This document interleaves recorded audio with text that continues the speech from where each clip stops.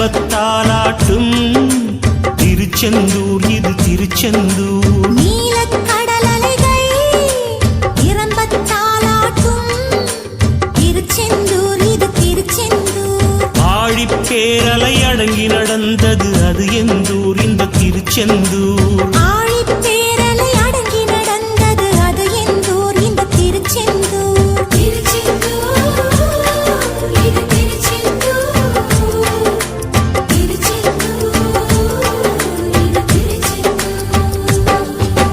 நீலக்கடல் அலைகள் நிரம்பத்தாலாட்டும் திருச்செந்தூர் இது திருச்செந்தூர்.